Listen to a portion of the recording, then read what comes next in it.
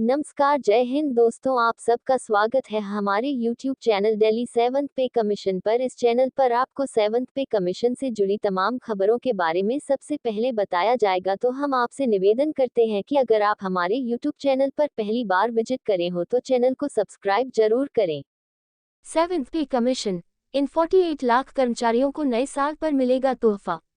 Basic salary में की जाएगी 8,000 रुपये की बढ़ोतरी।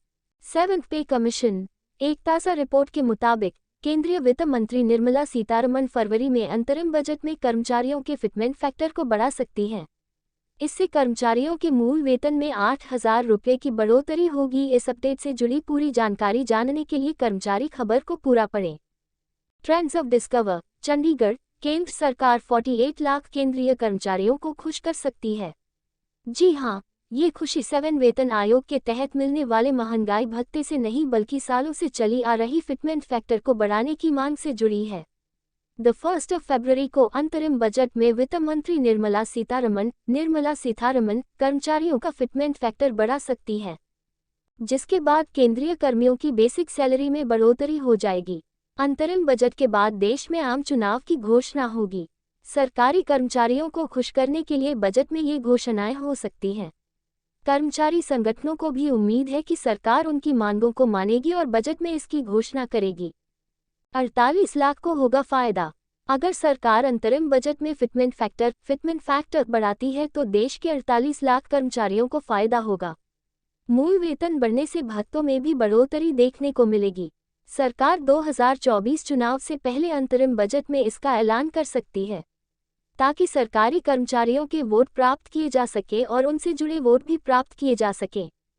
द 1 फरवरी का बजट मौजूदा सरकार का आखिरी बजट होगा, जो अंतरिम होगा। यह निर्मला सीतारमण द्वारा पेश किया जाने वाला छठा बजट भी होगा। मोदी सरकार ने 2019 में कार्यभार संभालने के बाद जुलाई में अपना पहला पूर्ण बजट पेश किया था। बढ़ सकती है बेसिक सैलरी।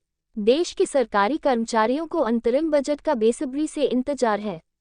वित्त मंत्री फरवरी में अंतरिम बजट पेश करेगी, जो फिटमेंट फैक्टर घोषित कर सकता है। केंद्रीय कर्मचारी संघ लंबे समय से बढ़ोतरी की मांग कर रहा है।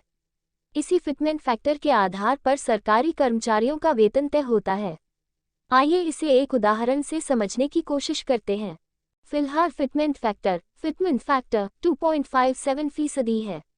अगर किसी का ग्रेड पे 4,200 रुपये है तो उसकी बेसिक सैलरी 15,500 रुपये होगी। कर्मचारी का कुल वेतन 15,500 टाइम्स 2.57 रुपये या 39,835 रुपये होगा। कर्मचारियों की मांग है कि फिटमेंट फैक्टर को बढ़ाकर 3.68 किया जाए।